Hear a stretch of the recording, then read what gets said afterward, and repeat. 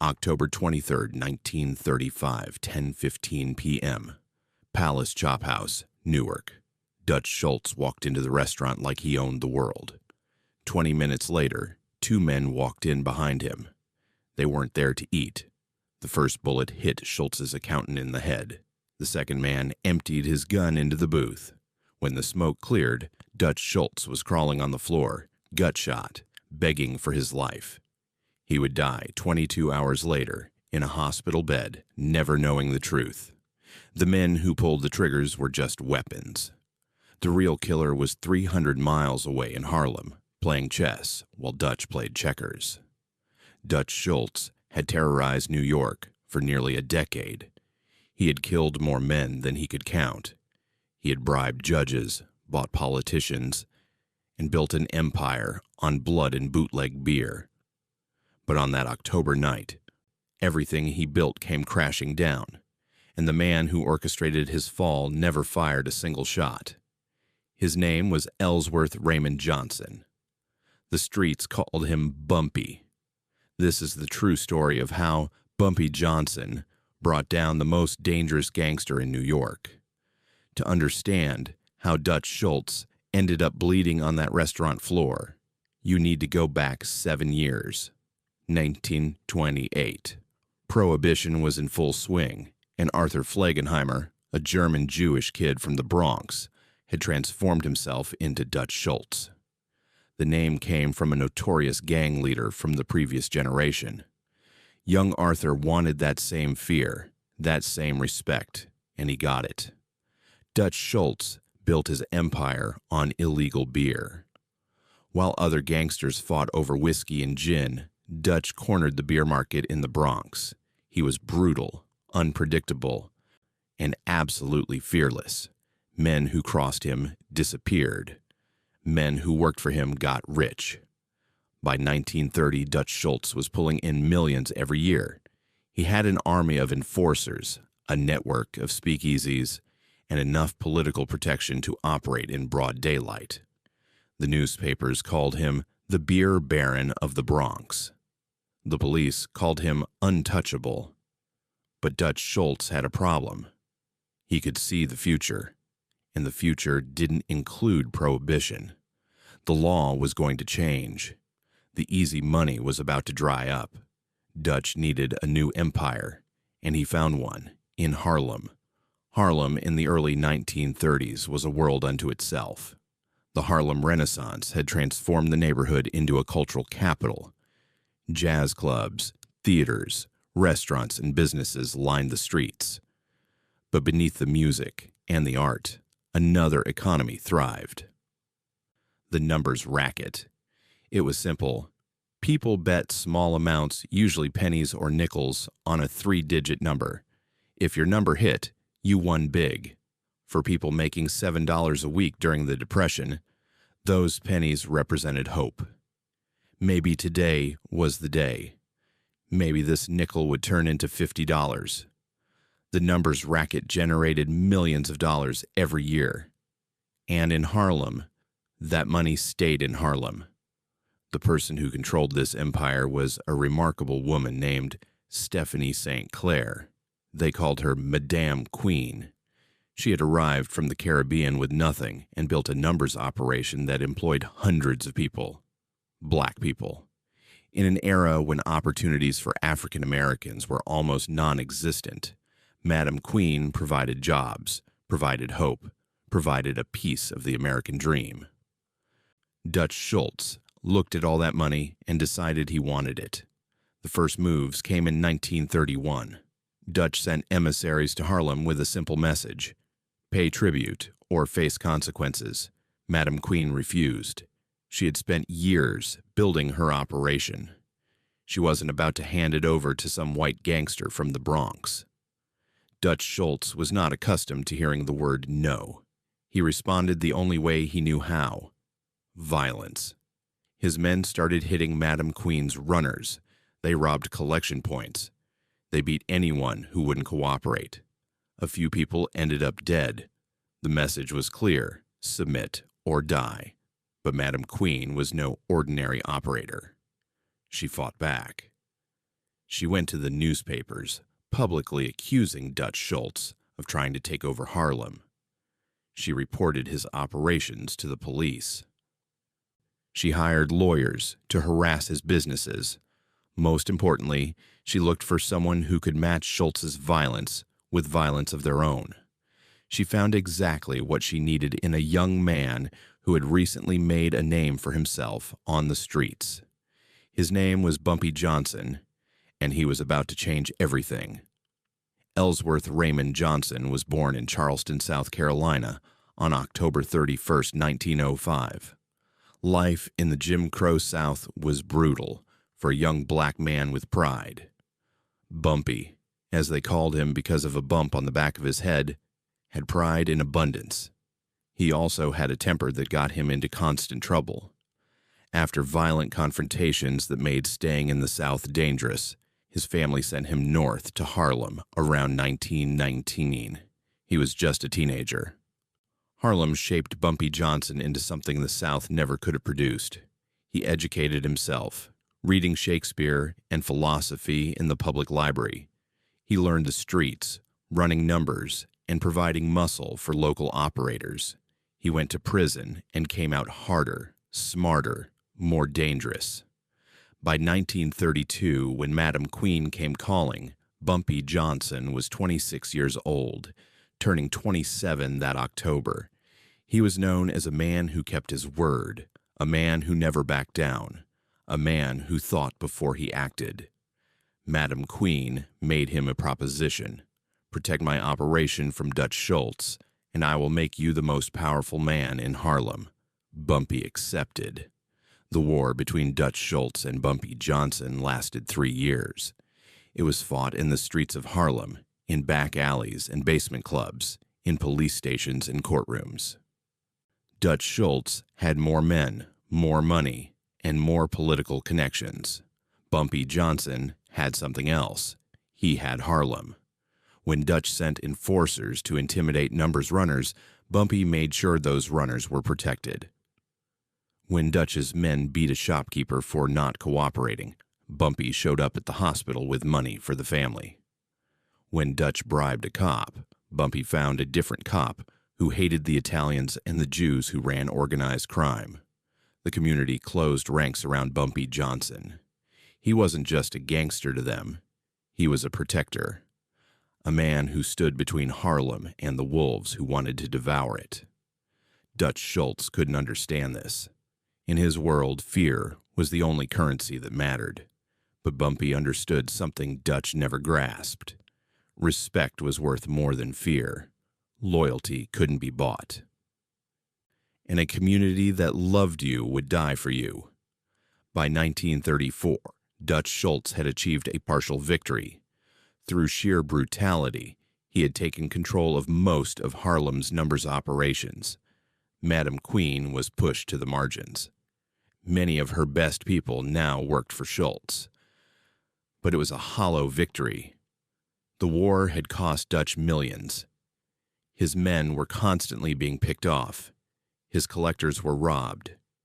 His operations faced harassment from police officers who were loyal to Bumpy. And Bumpy Johnson himself remained untouchable. Dutch had tried everything. He sent assassins. Bumpy sent them back broken. He offered bribes. Bumpy laughed in his face. He threatened Bumpy's family. Bumpy responded by firebombing one of Dutch's warehouses. The more Dutch pushed, the more Harlem pushed back. It was like fighting smoke. Every time Dutch thought he had won, something else went wrong. A collector disappeared. A policy bank got raided. A trusted lieutenant switched sides. Bumpy Johnson was bleeding Dutch Schultz dry, one cut at a time. And Dutch, in his arrogance, never realized he was slowly dying. While Dutch Schultz was fighting his war in Harlem, a different kind of enemy was circling. His name was Thomas Dewey, and he was the most ambitious prosecutor in New York. Dewey had made his career going after organized crime. He was young, aggressive, and completely incorruptible. No amount of money could buy him. No threat could intimidate him. In 1935, Dewey set his sights on Dutch Schultz. The prosecutor began building a case that would send Dutch to prison for the rest of his life. Tax evasion, racketeering, murder. Dewey had witnesses, documents, and an army of investigators. Dutch Schultz watched his empire crumbling from two directions. Bumpy Johnson was destroying him in Harlem. Thomas Dewey was preparing to destroy him in court. And Dutch, being Dutch, came up with a solution that was both brilliant and insane. He would kill Thomas Dewey. If the prosecutor was dead, there would be no case. It was that simple. Dutch presented his plan to the only people who could authorize such a drastic move. The Commission.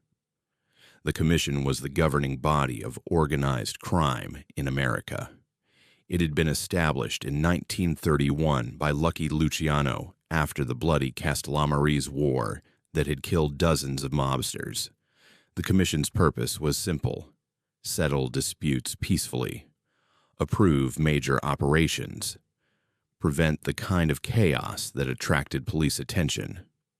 By 1935, the Commission included the most powerful gangsters in the country. Lucky Luciano controlled the largest family in New York. Meyer Lansky handled the financial operations. Albert Anastasia ran Murder Incorporated, the enforcement arm. Louis Lepke Buchalter controlled the garment industry rackets. These men were not friends. They were business partners who understood that cooperation was more profitable than conflict. When Dutch Schultz came to them with his plan to kill Thomas Dewey, they listened, and then they said no. Killing a federal prosecutor would bring down heat on everyone. The FBI would declare war on organized crime. Politicians who had been bought would abandon their protectors. Business would suffer. The Commission told Dutch Schultz to forget about Dewey, find another way. Dutch Schultz did not take the news well. What happened next is where history gets murky and legend takes over. The official story is straightforward. Dutch Schultz refused to accept the Commission's decision. He announced that he would kill Dewey anyway, with or without approval. The Commission responded by ordering Dutch Schultz's death. Charlie Workman and Mendy Weiss were dispatched to handle the job. End of story. But in Harlem, they tell a different version. They say that before the Commission voted, someone whispered in Lucky Luciano's ear. Someone who had been waiting 3 years for this moment. Someone who understood that Dutch Schultz's arrogance would eventually destroy him. Bumpy Johnson. The story goes that Bumpy had cultivated relationships with several Commission members over the years. He had done favors. He had shared information. He had proven himself to be a reasonable man, a man who could be trusted, a man who preferred business to bloodshed.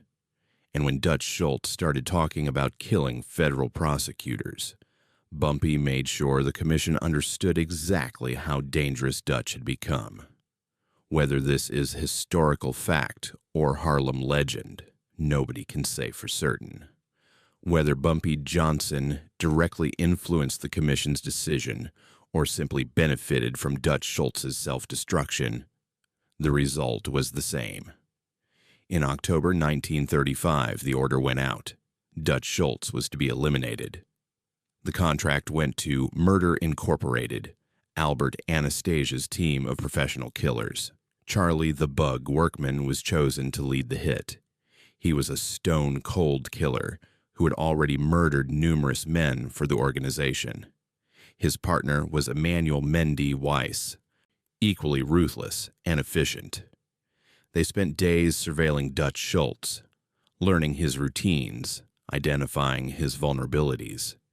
They discovered that Dutch often ate dinner at the Palace Chop House in Newark, New Jersey. He felt safe there, away from New York, away from his enemies. On the night of October 23, 1935, Workman and Weiss drove to Newark. They parked near the restaurant. They checked their weapons. And they waited for Dutch Schultz to arrive. The most feared gangster in New York had less than an hour to live. Everything Dutch had built was about to come crashing down. At approximately 10:15 p.m., Dutch Schultz entered the Palace Chop House with 3 associates.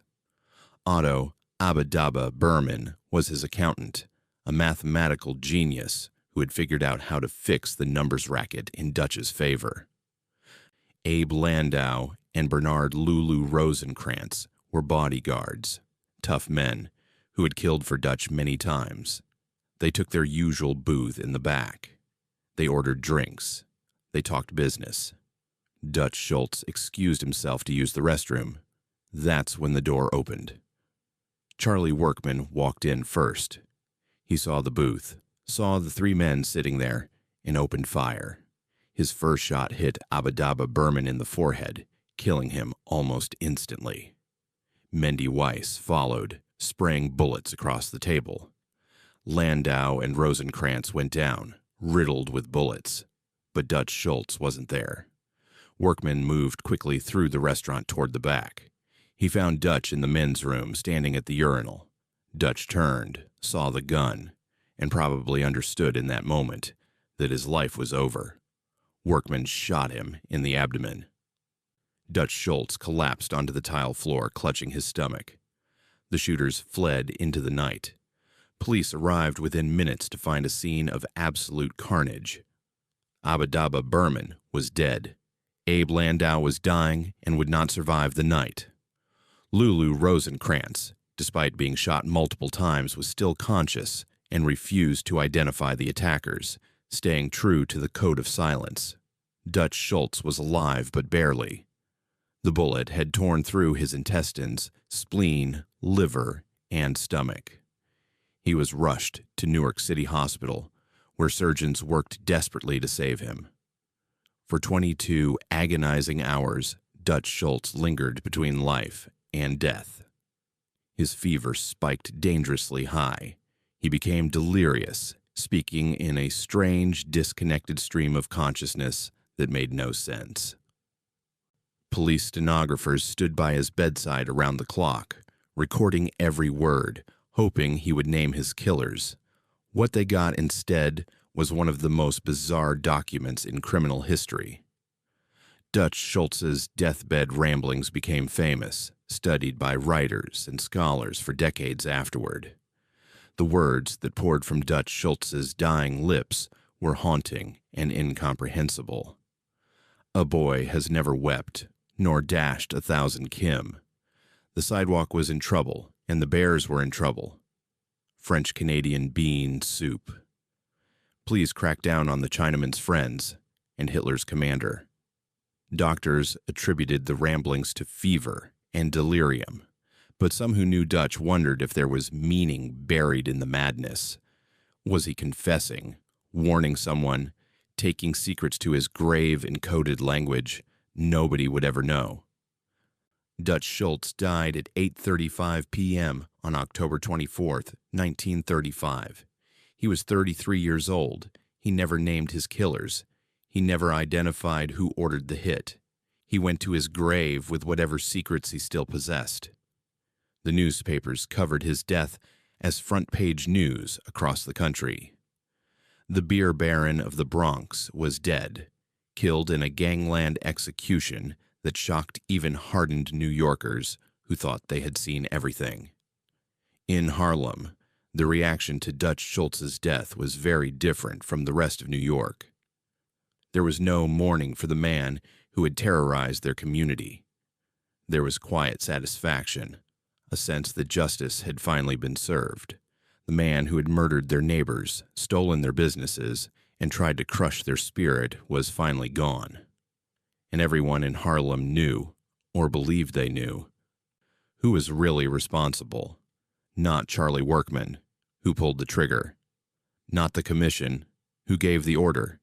Bumpy Johnson, the man who had fought Dutch Schultz to a standstill for 3 long years.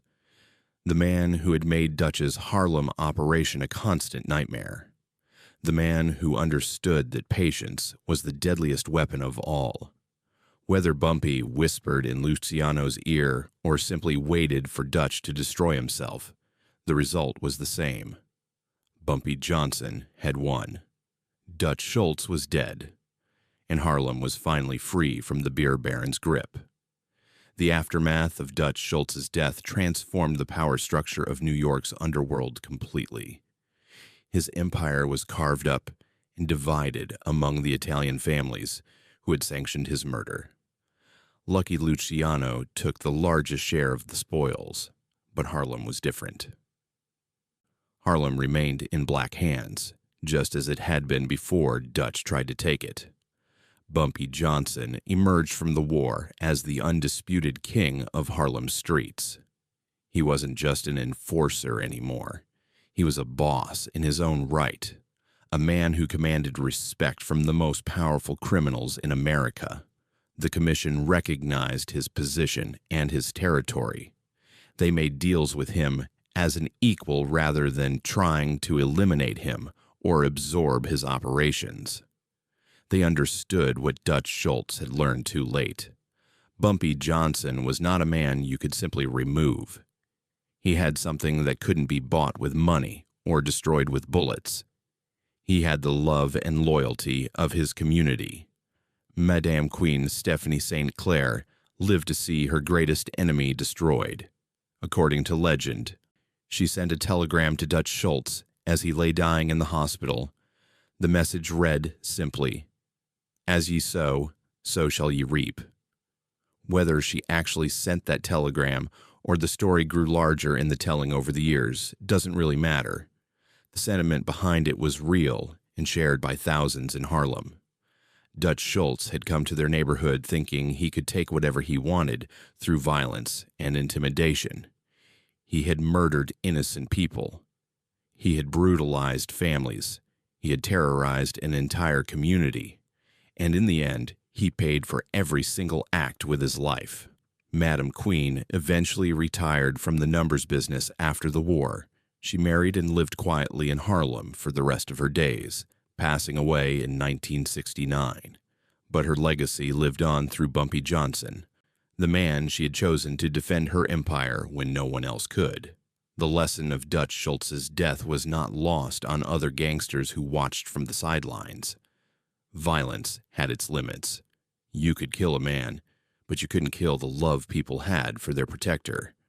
You couldn't buy the loyalty that Bumpy Johnson had earned through years of sacrifice and service. Dutch Schultz had possessed every advantage imaginable: money, men, political connections, a reputation for brutality that made hardened criminals tremble with fear.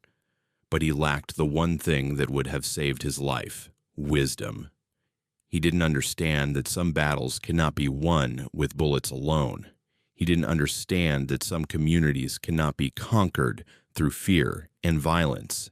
He didn't understand that a man like Bumpy Johnson, a man who truly understood the nature of power, would always find a way to win, even if winning meant waiting 3 patient years for an enemy to destroy himself through his own arrogance and hubris.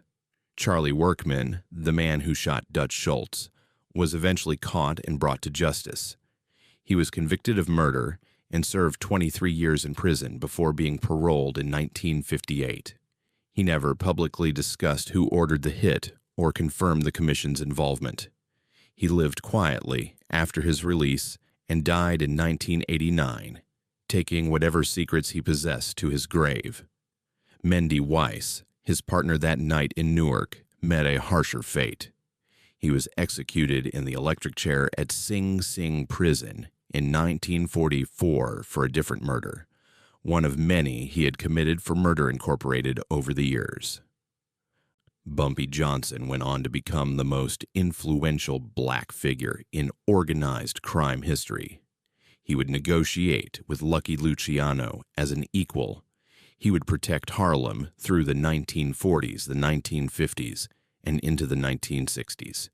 He became a legend whose name would echo through history for generations to come. Bumpy Johnson died on July 7th, 1968, of a heart attack. He was 62 years old. He passed away at Wells Restaurant in Harlem, sitting at his usual table in the neighborhood he had protected and served for nearly 4 decades. There was no violence in his final moments, no dramatic confrontation with enemies. His heart simply stopped beating. Thousands of people attended his funeral to pay their respects. Musicians, politicians, civil rights leaders, and ordinary working people whose lives he had touched all came to honor the Godfather of Harlem. Dutch Schultz was largely forgotten within years of his death, remembered only as a cautionary tale about unchecked arrogance and senseless brutality. But Bumpy Johnson became immortal. His story has been told in countless books, films, and television shows. He proved something that Dutch Schultz never understood. True power isn't measured by how many men you can kill. It's measured by how many people would willingly die for you. Dutch Schultz thought he could buy Harlem with bullets and blood. He spent 3 years learning that some things aren't for sale. Bumpy Johnson didn't need an army to defeat the most dangerous gangster in New York. He just needed patience, strategy, and the loyalty of people who believed in him. So here's my question for you. Could you have waited 3 years, watching your enemy grow stronger, trusting that his own arrogance would eventually destroy him? Or would you have pulled the trigger yourself? Drop your answer in the comments below. And if this story moved you, hit that subscribe button and turn on notifications, because we're just getting started with the untold stories of Harlem's legends.